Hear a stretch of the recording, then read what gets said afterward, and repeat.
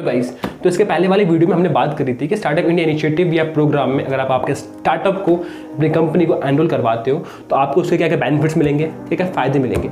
और इस वीडियो में हम लोग बात करने वाले हैं कि क्या क्या एलिजिबिलिटी क्राइटेरियाज़ हैं किसी भी स्टार्टअप को स्टार्टअप इंडिया इनिशिएटिव या प्रोग्राम में अपने कंपनी को बिजनेस को एनरोल करवाने के लिए। तो मेक श्योर कि अगर आपने मेरी पुरानी वीडियो नहीं देखी है तो आप जाकर उस वीडियो को देख लेना। उसकी लिंक मैं नीचे डिस्क्रिप्शन में और ऊपर आई बटन पर डाल दूंगा। बेसिकली इस वीडियो में हम लोग बात करने वाले हैं ऐसे कौन कौन से एलिजिबिलिटी क्राइटेरियाज है जिसके थ्रू जिनको आपको फॉलो करना पड़ेगा, आपकी कंपनी को फॉलो करना पड़ेगा स्टार्टअप इंडिया इनिशिएटिव में पार्टिसिपेट करने के पहले। बेसिकली हम लोग ये बात करने वाले हैं कि गवर्नमेंट ऑफ इंडिया किन कंपनीज को स्टार्टअप कंसिडर करती है। तो चलिए शुरू करते हैं बिना किसी देर के। बट आगे बढ़ने के पहले मेक श्योर कि आप इस वीडियो को लाइक करो, इस वीडियो को शेयर करो और subscribe the channel so that कि मेरे को काफ़ी सारा मोटिवेशन मिलेगा और मैं आपके लिए इतनी ही इन्फॉर्मेशनल वीडियोस बनाता रहूँगा। तो सबसे पहला क्राइटेरिया है, आपको जो भी कंपनी है सबसे पहला वो प्राइवेट लिमिटेड कंपनी हो सकती है, दूसरा लिमिटेड लायबिलिटी पार्टनरशिप हो सकती है और तीसरा रजिस्टर्ड पार्टनरशिप हो सकती है। अब ये प्राइवेट लिमिटेड कंपनी, LLP या रजिस्टर्ड पार्टनरशिप, ये कंपनीज होती क्या है, इनमें डिफरेंस क्या है, इसके ऊपर मैं एक पूरी सेपरेट वीडियो, डिटेल्ड वीडियो बनाऊंगा। अगर मैंने अभी तक जब आप ये वीडियो देख रहे हो तब तक वो वीडियो बना दी है तो आपको उस वीडियो की लिंक डिस्क्रिप्शन में और ऊपर आई बटन पर मिल जाएगी। सो मेक श्योर कि आप वाली वीडियो पर देख लेना।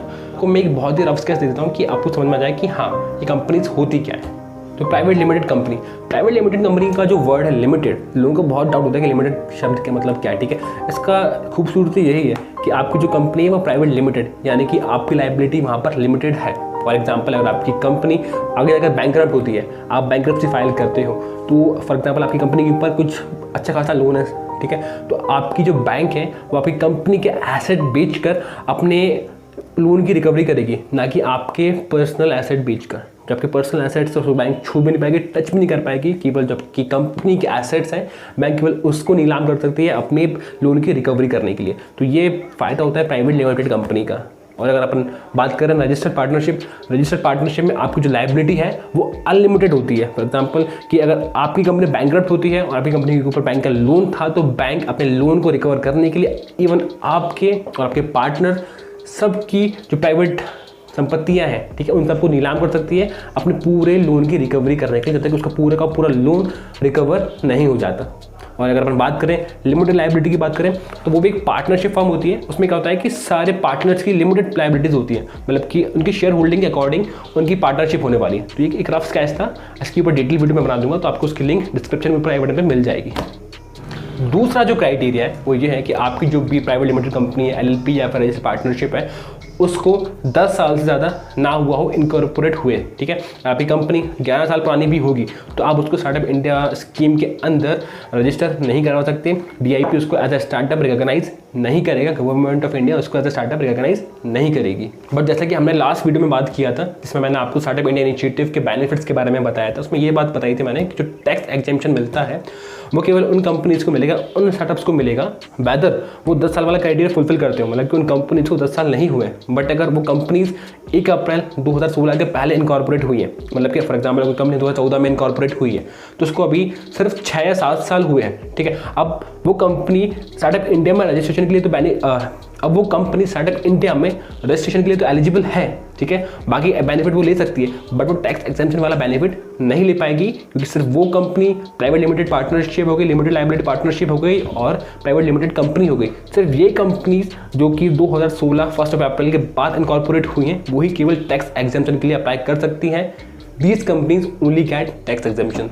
अब यहाँ पर थर्ड क्राइटेरिया आता है, आपकी कंपनी को कितने भी साल हुए हो। ठीक है, 10 सालों में से आपकी कंपनी 5 साल पुरानी हो, 8 साल पुरानी हो, 9 साल पुरानी हो, इनमें से किसी भी साल का टर्नओवर 100 करोड़ को एक्सीड नहीं करना चाहिए। अगर आपकी कंपनी का किसी भी साल का टर्नओवर, ठीक है, इन 10 साल में से 100 करोड़ को एक्सीड करता है तो आप इस इनिशिएटिव के लिए अप्लाई नहीं कर सकते। आपकी कंपनी को government of India as a startup consider नहीं करेगी, क्योंकि ऑलरेडी आप बहुत सारे कमा चुके हो, आपकी कंपनी ऑलरेडी एस्टैब्लिश हो चुकी है, तो उसको उन बेनिफिट्स की कोई ज़रूरत नहीं है जो गवर्नमेंट ऑफ इंडिया देने वाली थी।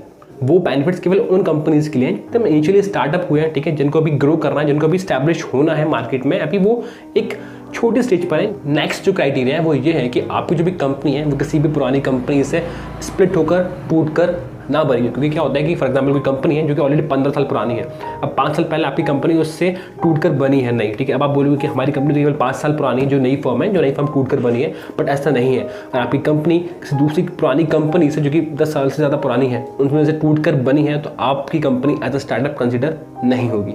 नेक्स्ट जो हमारा 5th क्राइटेरिया है वो ये बताता है कि आपका जो भी प्रोडक्ट है, जो भी सर्विस पर आपकी कंपनी काम कर रही है, वो इनोवेटिव होना चाहिए या डेवलपमेंट और इम्प्रूवमेंट ऑफ एनी प्रोडक्ट या सर्विस होना चाहिए। और अगर आपका प्रोडक्ट या सर्विस इनोवेटिव नहीं है, फिर भी एक कंडीशन है जिसके थ्रू आप स्टार्टअप इंडिया के लिए अप्लाई कर सकते हो, और वो ये है कि अगर आपकी कंपनी हाईली वेल्थ जनरेटिंग है या फिर हाईली जॉब क्रिएटिंग है, ठीक है, मतलब कि उससे या तो बहुत सारी जॉब क्रिएट होने की संभावना है या फिर बहुत ज़्यादा वेल्थ जनरेट होने की संभावना है, तो भी आप स्टार्टअप इंडिया इनिशिएटिव के अंदर अप्लाई कर सकते हो, क्योंकि इसका केवल एक ही उद्देश्य है स्टार्टअप इंडिया इनिशिएटिव का कि जॉब्स क्रिएट हो।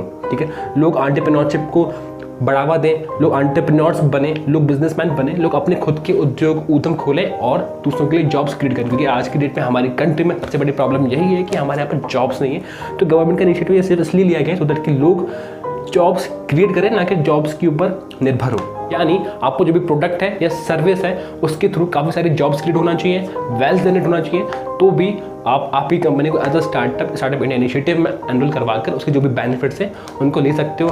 टैक्स में, IPR में, पेटेंट एप्लीकेशन में, लेबर लॉज में, और भी कई सारे बेनिफिट जो बहुत सारे हैं जो कि मैंने आपको ऑलरेडी प्रीवियस वीडियो में बता के रखे, उनमें आप आपके कंपनी को बेनिफिट्स दिलवा सकते हो। तो गाइस आज की वीडियो में सिर्फ इतना ही, और नेक्स्ट वीडियो में मैं आपको गवर्नमेंट ऑफ इंडिया की स्टार्टअप इंडिया की जो वेबसाइट है उस पर ले जाकर कैसे आपको आपकी कंपनी को रजिस्टर करवाना है उसकी पूरी की पूरी स्टेप बाय स्टेप प्रोसीजर समझाऊंगा, पूरा फॉर्म फिल करवाऊंगा। तो मेक श्योर कि आप इस वीडियो को लाइक करो, शेयर करो और सब्सक्राइब यहाँ से कर लेना, क्योंकि इससे मुझे बहुत सारा मोटिवेशन मिलता है और मैं आपके लिए भी इतना ही इन्फॉर्मेटिव कंटेंट लगातार बनाकर डालता रहूँगा। तो मिलते हैं नेक्स्ट वीडियो में, तब तक